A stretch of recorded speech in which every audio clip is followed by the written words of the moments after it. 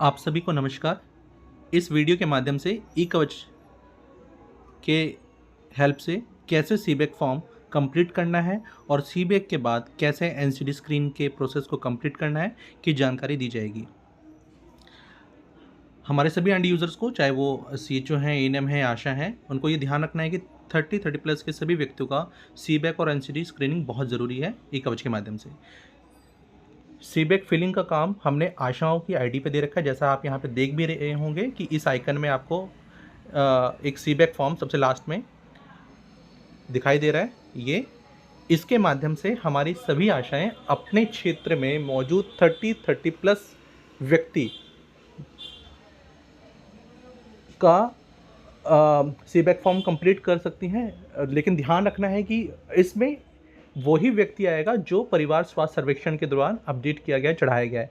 अगर ऐसा कोई व्यक्ति, ऐसा कोई फैमिली, ऐसा कोई मेंबर जो वीएचआईआर में अभी तक इन्यूमरेट नहीं हुआ है, जिसका अभी तक डाटा नहीं चढ़ाया गया है, उसको एंड यूज़र के माध्यम से परिवार स्वास्थ्य सर्वेक्षण में सर्वप्रथम चढ़ाना होगा, तभी वो हमें सीबैक मॉड्यूल में या गैर संचारी रोगों की स्क्रीनिंग मॉड्यूल में दिखाई देगा। एनसीडी स्क्रीनिंग का कार्य हम लोगों ने सीएचओ और एएनएम के आईडी पे दिया है।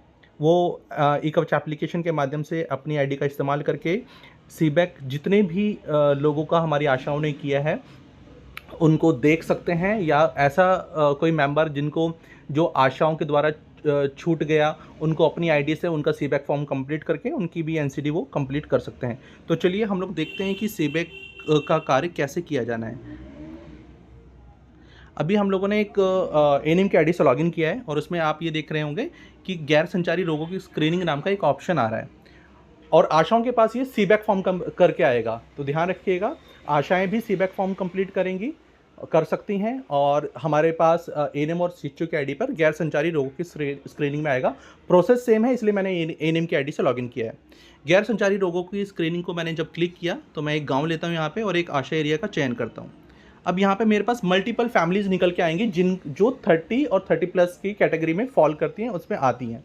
अब कंडीशन यहाँ पे यह है कि आपको सभी कलर रेड कलर में दिख रहे होंगे, और जब आप स्क्रॉल करेंगे तो हो सकता है कि बीच में कुछ कलर ब्लैक में आए या हो सकता है कुछ कलर ग्रीन में आए। तो रेड, ब्लैक और ग्रीन का यहाँ पे एक इंडिकेशन है जो मैं आपको बताना चाहूँगा कि अगर रेड में आ रही है तो इसका ये मतलब है अभी तक इस फैमिली का, इस मेंबर का सीबैक फॉर्म कंप्लीट नहीं हुआ है। जब आप किसी भी मेंबर का सीबैक फॉर्म कंप्लीट करेंगे तो उसके बाद और उसके डाटा को सिंक करेंगे तो हमारे पास उसका कलर चेंज हो जाएगा, वो ब्लैक कलर में रिफ्लेक्ट होना स्टार्ट हो जाएगा।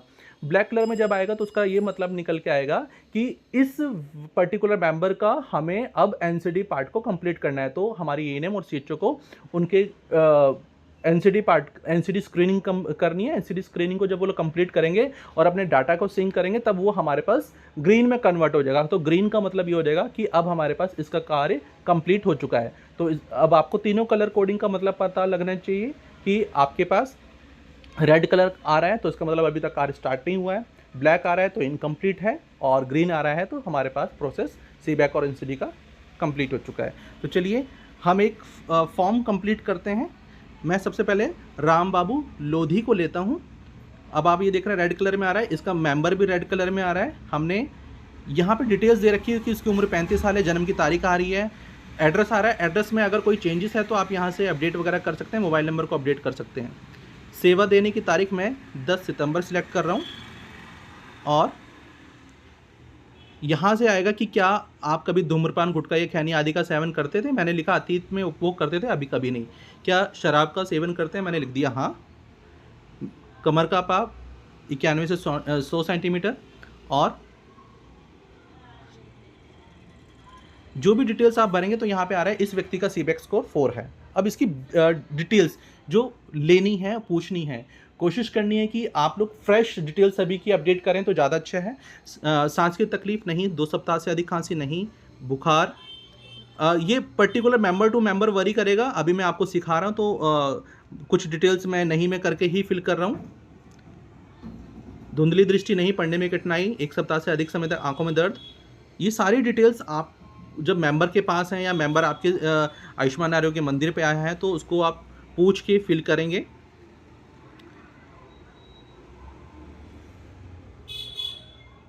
और कार्य करने में रुचि, मैं कई दिनों में पूछ रहा है कि क्या पिछले 2 सप्ताह में आपको निम्न समस्याएं महसूस हुई? कार्य करने में रुचि अथवा खुशी कम महसूस होना। मैंने उसका जवाब दिया कई दिनों में। उदास और निराश महसूस करना आधे से ज़्यादा दिनों में। और मैंने अपना फॉर्म कंप्लीट किया, नेक्स्ट किया, फॉर्म पूरा हो गया, जमा कर दिया और मैंने अपने डाटा को सिंक कर दिया। ध्यान रखिए, अभी आपने इस मेंबर का, चाहे वो आशा है या एएनएम है या सीएचओ है, उन्होंने अभी सिर्फ इस व्यक्ति का सीबैक फॉर्म कंप्लीट किया है, जो कि आपको सीबैक फॉर्म फिलिंग करने से पहले रेड कलर में दिखाई दे रहा था। क्लियर है? ठीक है। और आपने जब इसका सीबैक फॉर्म कंप्लीट कर दिया, आपने इसके डाटा को सिंक कर दिया। अब मैं वापस से इसी मेंबर को यहाँ पे चेक कर रहा हूँ। अब आप ये देखेंगे राम बाबू लोधी का आपने डाटा अपडेट किया था। राम बाबू लोधी जो पहले जो पहले रेड कलर में दिखाई दे रहे थे, अब उनका कलर इंडिकेशन चेंज हो गया, अब वो ब्लैक में आ रहा है। और मैंने आपको बताया था कि ब्लैक का मतलब ये है कि इस व्यक्ति का सीबैक फॉर्म कंप्लीट हो चुका है, लेकिन एनसीडी स्क्रीनिंग अभी इसकी पेंडिंग है। चलिए अब हम एनसीडी कैसे करने हैं उसको देखते हैं। अब हमारी आशाएं जो सीबैक फॉर्म कंप्लीट करेंगी, सिंक करने के बाद वो डाटा हमारे एएनएम और सीएचओ के पास दिखाई देगा। तो अगर एएनएम या सीएचओ के पास ऐसा कोई मेंबर आता है जिसका सीबैक फॉर्म ऑलरेडी आशा ने भर दिया है, तो वो यहाँ पे देखेंगे कि सीबैक फॉर्म पहले ही भरा जा चुका है, क्या आप सीबैक का विवरण देखना चाहती हैं? तो वो हाँ पे क्लिक करके उनके विवरण को देख सकती हैं, और उनको लगता है कि कहीं पे आशा से त्रुटिवश गलत हाँ या नहीं में टिक हो गया, तो उसको संशोधित भी कर सकती हैं, और संशोधित करके फिर वो उनके एनसीडी पार्ट पे को कंप्लीट कर सकती हैं। और अब हम इसके यहाँ पे उसकी व्यक्तिगत इतिहास, प्रीवियस हिस्ट्री ले रहे हैं। सेवा देने की तारीख हमने अभी वो 11 तारीख को हमारे पास आई है। अब हाइट उसकी 145 सेंटीमीटर, वजन उसका है 45, बीएमआई उसका आ गया। क्या कभी उच्च रक्तचाप के लिए उपचार किया है? हाँ। वर्तमान में उपचार चल रहा है? हाँ। मधुमेह के लिए? नहीं। डायबिटीज़ पूछ रहा है आपसे। हृदय रोगों के लिए? नहीं। स्ट्रोक के लिए? नहीं। गुर्दे की विफलता? नहीं। नहीं। सीओपीडी? नहीं। अस्थमा के लिए? ये अभी प्रीवियस हिस्ट्री ले रहा है सिर्फ, अन्य नहीं। ठीक है।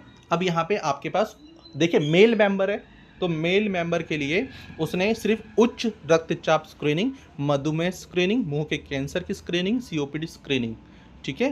अगर फीमेल होती तो फीमेल के लिए यहाँ पे ब्रेस्ट कैंसर की स्क्रीनिंग का भी ऑप्शन आता। तो जब ये ध्यान रखिएगा, पर्सन टू पर्सन और जेंडर वाइज हमारे क्वेश्चंस चेंज होंगे और हमारी स्क्रीनिंग का पैटर्न भी चेंज होगा। तो हम सबसे पहले अब यहाँ पे उच्च रक्तचाप स्क्रीनिंग लेते हैं। जांच की तारीख 11 तारीख ही ले रहे हैं हम। सिस्टोलिक बीपी उसका 120, डायस्टोलिक बीपी मैंने उसका 80 लिया, पल्स रेट उनका 90 लिया। हाँ हाँ। नेक्स्ट, कोई टिप्पणी if you want to add. अब आप ये देखेंगे कि मैंने उसका एक एनसीडी स्क्रीनिंग पार्ट कंप्लीट किया, तो उस पर एक टिक आ गया। तो हो सकता है कि आप सेम डे पे उसकी सारी स्क्रीनिंग कर दें, या हो सकता है कि मेरे पास कोई इंस्ट्रूमेंट अवेलेबल ना हो, या मेरे पास कोई लॉजिस्टिक अवेलेबल ना हो, जिसकी वजह से मुझे नेक्स्ट डे उसकी स्क्रीनिंग, उसको नेक्स्ट डे बुलाना पड़ेगा। तो उसको आप नेक्स्ट डे बुला सकते हैं और उसके बाकी स्क्रीनिंग के पार्ट को कंप्लीट कर सकते हैं। मधुमेह स्क्रीनिंग, डायबिटीज़ की स्क्रीनिंग के लिए आ रहा है। अब मैं इसको 12 तारीख को कंप्लीट कर रहा हूँ। रैंडम ब्लड शुगर 120, अब ये देखिए 120 पे ही ग्रीन कर रहा है, और अगर मैं इसको 140 करता हूँ तो ये रेड कर दे रहा है। तो जो हमारे पास इसकी मिनिमम और मैक्सिमम रेंज है, उसके हिसाब से हमने वैलिडेशन चेक्स लगा रखे हैं इसमें, वो आपको रोकेगा। अब पेशेंट का शुगर नियंत्रण में है, इसने बता दिया। अगला, क्या कभी मधुमेह डायबिटीज़ के लिए उपचार कराया है? हमने पहले भी लिखा था नहीं, और यहाँ पे हमने अब NA करके आगे बढ़ा। मैं डाटा दर्ज करना चाहती हूँ, जमा करें। अब आप ये देखेंगे आपने 2 स्क्रीनिंग इसकी कंप्लीट कर ली, तो दोनों पे टिक मार्क आ चुका है। ठीक है। हम मुंह के कैंसर की स्क्रीनिंग कर रहे हैं सेम डे में ही, 13 तारीख।